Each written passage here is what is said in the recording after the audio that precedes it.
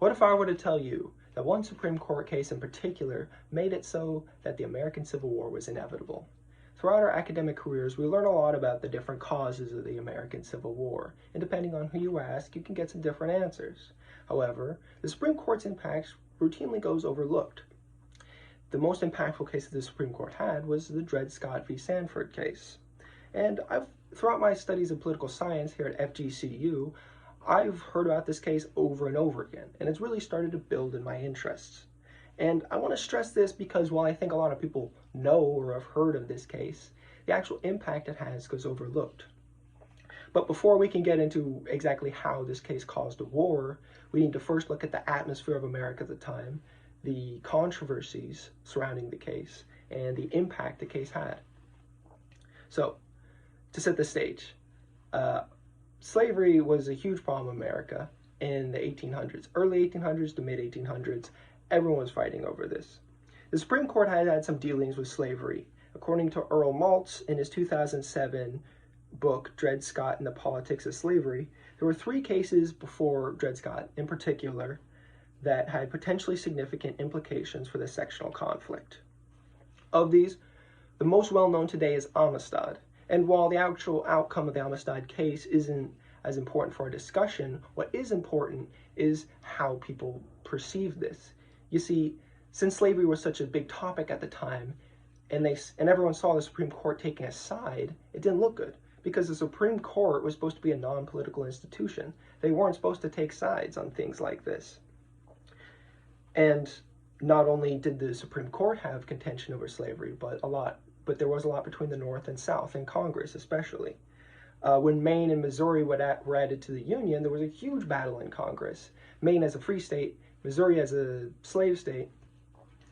It got so bad in Congress that one congressman wrote home and warned his family because he thought the Union might dissolve. And again, that's according to Earl Maltz. So, to bridge this gap, what was formulated was the Missouri Compromise. This compromise you've probably all heard of. It basically states that there's going to be a latitudinal line across the United States. Above this line, no slavery. Below this line, it's people's choice whether they want slavery. And while this solved lines on a map and that problem, it really didn't address the legality of slavery or whether African Americans could become citizens. So, in the middle of all this tumultuous period, one man decides to try to sue for his freedom. This man was Dred Scott. And to get in why this case had such an impact, we need to understand why it was so controversial. One of the first reasons it was controversial was because it was so oblique and confusing for a lot of Americans. See, Dred Scott had belonged to John Emerson, and during his enslavement, Emerson brought Scott up to a free territory of Illinois. Illinois had become free because of the Missouri Compromise. While there, Scott filed for freedom, but he didn't get it at the time. And then Emerson moved back down to a slave state, died, left Scott to his wife, and then Dred Scott decided to sue for his slavery because he said, I was in a free state, and therefore I should have been free. According to Don Fehrenbacher in his 1978 book, Dred Scott Case and Its Significance in Law, a lot of people thought this was very confusing. According to him, no one in America at the time knew who belonged to who. The other reason the case was so contentious was because of the stakes at play. Effectively, this could decide the Missouri Compromise, because if he went to a free state where the Missouri Compromise should be in effect, and he wasn't then freed, then the compromise would be kaput. And this had been holding the Union together. The other thing is citizenship. Keith Whittington, in his 2001 journal article, The Road Not Taken, Dred Scott Political Questions, stated that the court could determine whether the descendants of slaves could become citizens. So effectively, this case is going to decide the Missouri Compromise and also if slaves are able to be citizens. With all this information, it came to Justice Taney in this case, and he decided to dismiss the case in one of the most infamous opinions the Supreme Court ever authored. He dismissed it on the grounds that he stated that African Americans, enslaved or free, could never become citizens, and therefore they couldn't bring this court to him because only American citizens can bring cases to the Supreme Court. So he dismissed it. And then he also said that this Missouri Compromise was unconstitutional.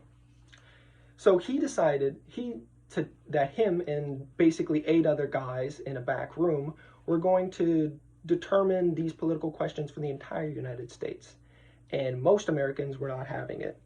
Even other justices on the court, John Curtis, stated that he didn't think the American Supreme Court should be the ultimate constitutional interpreter. The court also received a ton of backlash from the Congress for basically nullifying one of their major laws. This would later incite war because, it helped Lincoln to get elected. With all the Republicans saw the Supreme Court essentially bowing to the Southern Democrats and thought that this was ran by a cabal of Southern Democrats, and so was the South. Oh my God, we need to elect someone right away. Paul Finkman, in his 1979 journal article, What Did Dred Scott Decide?, said that it did not immediately translate to an electoral victory, but it did a good job at galling the North and frustrating the South. So now the case is over, the South is frustrated, and the North now thinks that the South and the Supreme Court are run by slave owners, and they just got their president. So now the nation is almost guaranteed to go to war at this point. There's no way around it. I really don't think this impact should be overlooked, because it is our duty as Americans to remember the ambition, and remember times essentially when personal ambition, like John Cheney's, overrided his human decency, and this led to the nation dividing. It's our duty to keep an eye on the institutions today and make sure this doesn't happen again. Here are my note cards.